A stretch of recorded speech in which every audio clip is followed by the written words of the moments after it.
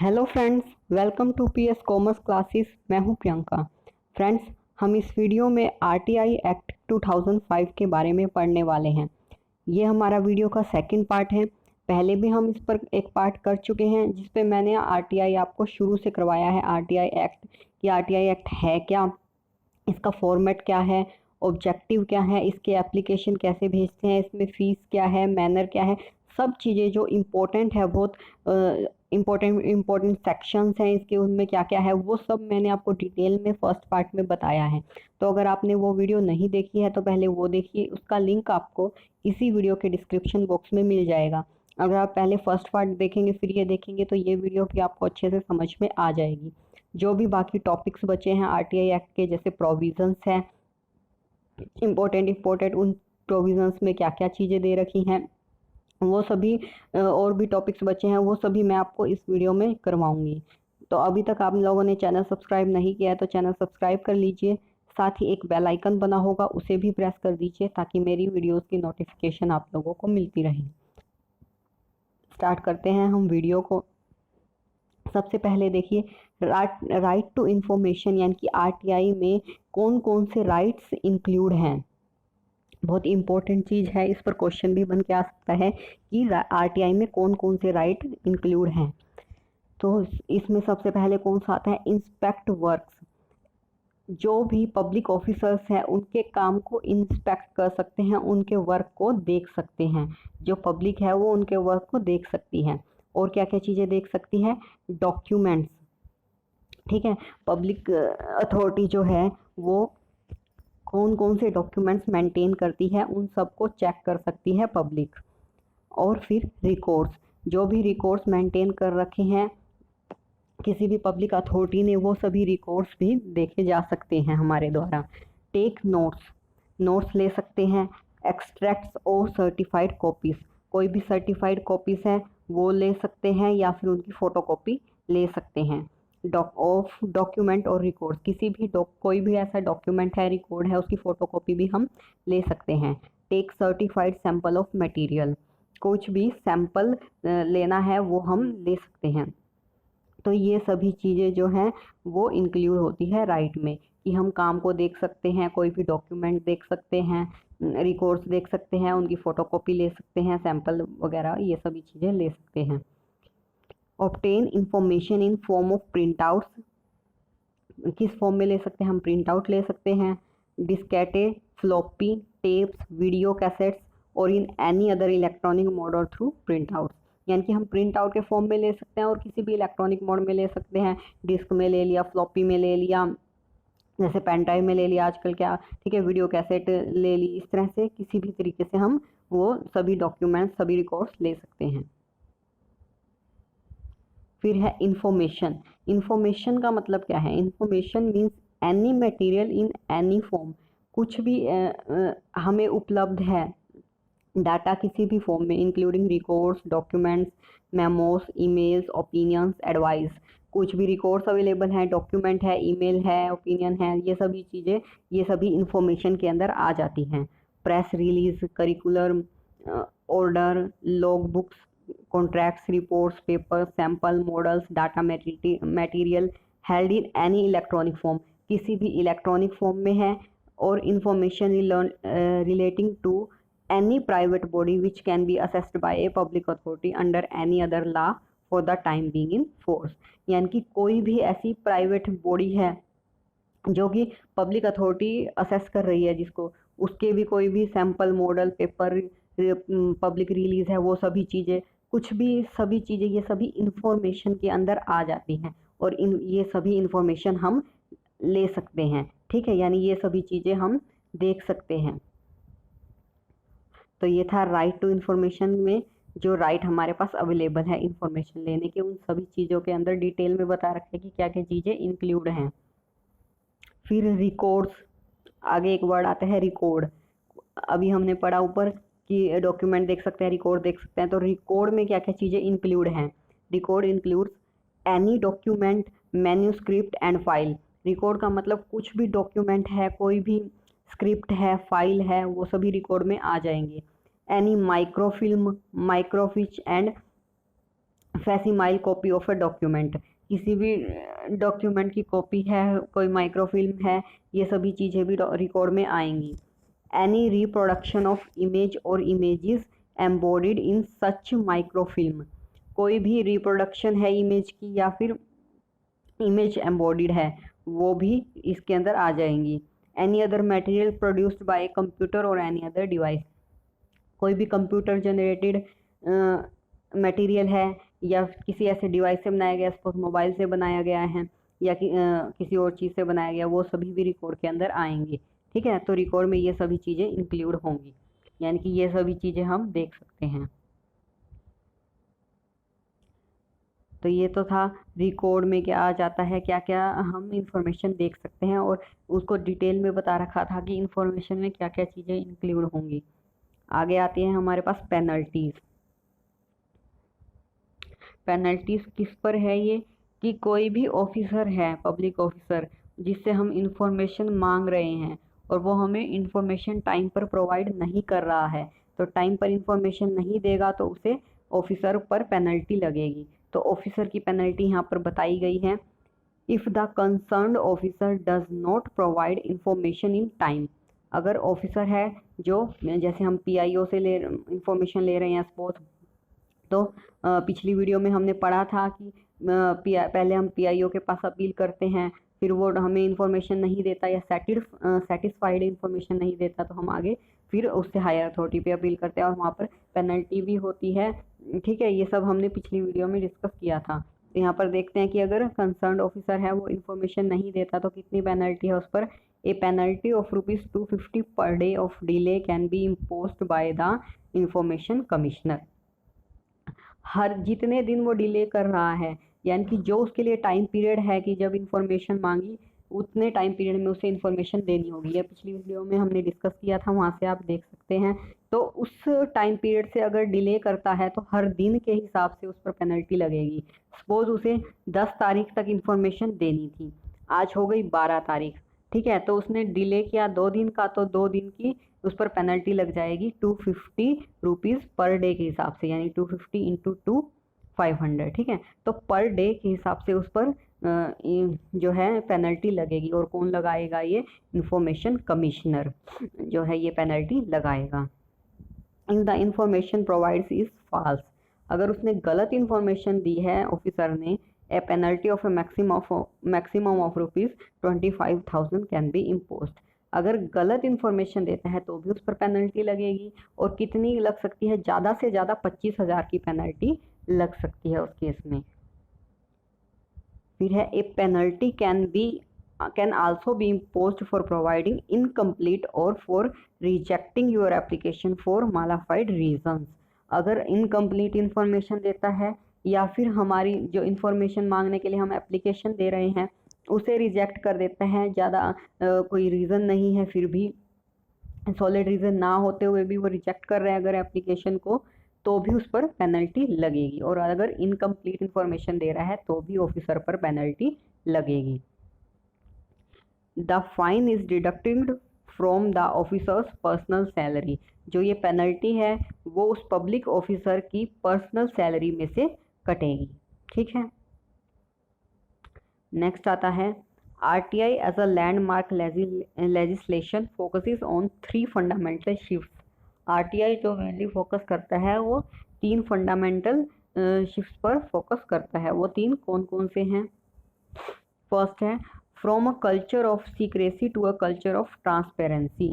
पहले क्या था, सीक्रेट रखा जाता था चीज़ों को, जो कल्चर होता था कि चीज़ों को किसी को बताना नहीं है, सीक्रेट रखना है, उसको हटाकर क्या किया है, RTI ट्रांसपेरेंसी लेकर आया है, यानी कि पब्लिक ऑफिसर का वर्क पब्लिक देख सकती है। जो भी गवर्नमेंट की बॉडीज़ हैं उनके जो भी ऑफिसर्स हैं वो क्या काम कर रहे हैं, कैसे काम कर रहे हैं, क्या डॉक्यूमेंट बना रहे हैं, क्या नहीं, वो सभी पब्लिक देख सकती है। तो इससे क्या आता है, उनके वर्क में ट्रांसपेरेंसी आती है। तो सीक्रेट की जगह आप क्या कल्चर हो गया, ट्रांसपेरेंसी का कल्चर लेकर आया RTI।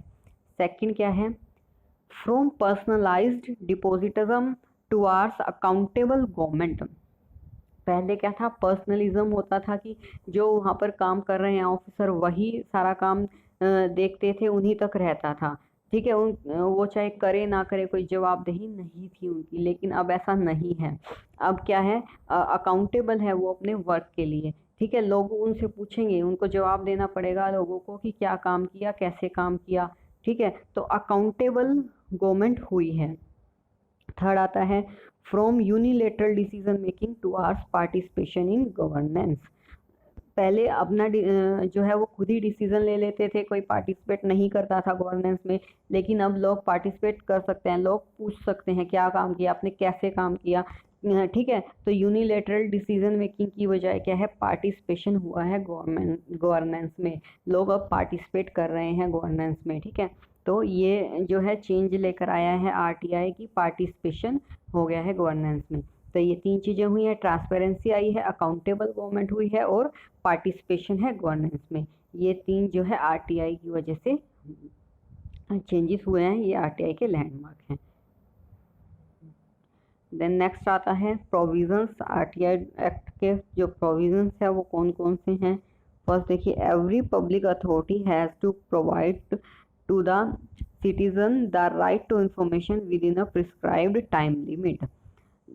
हर जो भी पब्लिक अथॉरिटी है उसको क्या है, सिटीजन्स को आरटीआई प्रोवाइड करनी पड़ेगी, जो भी इंफॉर्मेशन मांग रहे हैं वो प्रोवाइड करनी पड़ेगी। और ऐसा नहीं कि कभी भी प्रोवाइड कर दे, एक स्पेसिफिक टाइम दिया गया है एक्ट के अंदर, उस टाइम पीरियड के अंदर ही वो इंफॉर्मेशन प्रोवाइड करनी होगी। और इसके लिए प्रावधान भी बनाया कि वो उसे फॉलो करें पेनल्टी का, कि नहीं प्रोवाइड कर रहे या गलत प्रोवाइड कर रहे हैं, इनकम्प्लीट प्रोवाइड कर रहे हैं, तो उन पर पेनल्टी लगेगी, जैसा कि अभी हमने ऊपर डिस्कस किया पेनल्टी वाले में। ठीक है, तो इससे क्या है, वो बाउंड हो जाते हैं इंफॉर्मेशन प्रोवाइड करने के लिए। Public authorities has been ascertained by the Act itself, which include the office of the President, Vice President, Prime Minister, Chief Justice of India, the Parliament, State Legislature, the Supreme Court, High Court, constitutional bodies such as CAG, Electronic Commission, etc. Public authority में कौन कौन से आ जाते हैं, ये सभी office आ जाते हैं, जैसे कि प्रेसिडेंट हो गया, वाइस प्रेसिडेंट हो गया, prime minister, chief minister, parliament, और सीएजी, इलेक्ट्रॉनिक कमीशन, ये सभी। It also include all the departments, ministries, boards, PSUs, agencies and central government, state government, local government. इसके अलावा क्या क्या इंक्लूड है इसमें, सभी डिपार्टमेंट इंक्लूड हैं, ministry, board, public sector undertaking है, central government, state government, local government agency, ये सभी एजेंसी भी इनमें इंक्लूड है। ठीक है, नेक्स्ट है second point, it is mandatory for a public authority to create a separate office called as PIO. अलग से पब्लिक अथॉरिटी क्या है, एक जो है ऑफिस बनाती है पीआईओ, जिसमें होता है यानी कि पब्लिक इंफॉर्मेशन ऑफिसर। पहले भी हमने डिस्कस किया था फर्स्ट वीडियो में कि हम कोई इन्फॉर्मेशन डिमांड करते हैं तो पहले क्या पीआईओ से वो डिमांड की जाती है। ठीक है, with an objective to provide information within a prescribe time limit of 30 days. और पीआईओ से हम जब इंफॉर्मेशन डिमांड करते हैं तो उसके 30 दिन के अंदर उसे इंफॉर्मेशन प्रोवाइड करनी होती है। 30 डेज का उसके पास टाइम होता है जब उसे एप्लीकेशन मिली तब से। If the information is related to life and personal liberty then the information should be provided within 48 hours. लेकिन क्या है, अगर किसी की लाइफ या पर्सनल लिबर्टी से रिलेटेड इन्फॉर्मेशन है तो वो 30 दिन की बजाय क्या है, 48 घंटे में उसे वो इन्फॉर्मेशन प्रोवाइड करनी होती है। फिर नेक्स्ट क्या आता है, if any citizen is not satisfied with the content, context or subject matter of any information, or the information is not provided within a prescribed time limit of 30 days, then the appeal can be filed before first level appellate authority। पिछली video में भी हमने discuss किया था कि पहले क्या करेंगे, सपोज आप किसी भी पीआईओ से कुछ इन्फॉर्मेशन मांग रहे हैं। ठीक है, एप्लीकेशन दी आपने पीआईओ को, उसके 30 दिन के अंदर आपको जवाब मिलेगा पीआईओ से। ठीक है, अगर 30 दिन के अंदर जवाब नहीं मिलता है, इंफॉर्मेशन नहीं मिलती है, तो क्या है, आगे उससे जो हायर अथॉरिटी होगी, जो भी अपीलेट अथॉरिटी होती है, उसके आगे हम सेकंड अपील कर सकते हैं। या फिर क्या है, अगर हमें उस से जो इन्फॉर्मेशन मिली है उससे हम सहमत नहीं है, सेटिस्फाइड नहीं है, उसने कंप्लीट इन्फॉर्मेशन नहीं दी, मिसलीडिंग इन्फॉर्मेशन दे दिया है, गलत इन्फॉर्मेशन दे दी है, आधी अधूरी इन्फॉर्मेशन दी है, या फिर इन्फॉर्मेशन देने से मना ही कर दिया है, उन सभी केस में क्या है, तो हम आगे उसके हायर अथॉरिटी के पास जा सकते हैं, वो सेकंड अपील होगी। यही सारा इसमें लिखा है। And against the rejection of first level appellate authority the application can be filed before the second appellate authority. फिर सेकंड अपीलेट अथॉरिटी के पास हम जा सकते हैं। फोर्थ है, this act also prescribes describe the term information in a comprehensive manner. इसने क्या है, इंफॉर्मेशन को कंप्रहेंसिव मैनर में बताया। अभी शुरू में हमने पढ़ा था कि इंफॉर्मेशन में क्या क्या चीज़ें इंक्लूड होती है। Information means any material in any form include records, documents, emails, opinions, advice, orders, law books, contract, samples. Information में सभी चीज़ें आ जाएंगी। डॉक्यूमेंट है, कोई रिकॉर्ड है, कोई भी ओपिनियन है, एडवाइस है, लॉ बुक है, कॉन्ट्रैक्ट है, सैंपल है, सभी की सभी चीज़ें इंफॉर्मेशन में इंक्लूड होंगी। ये अभी हम शुरू में, इसी वीडियो के शुरू में हमने डिस्कस किया, इंफॉर्मेशन में पूरा अच्छे से डिस्कस कर लिया है हमने।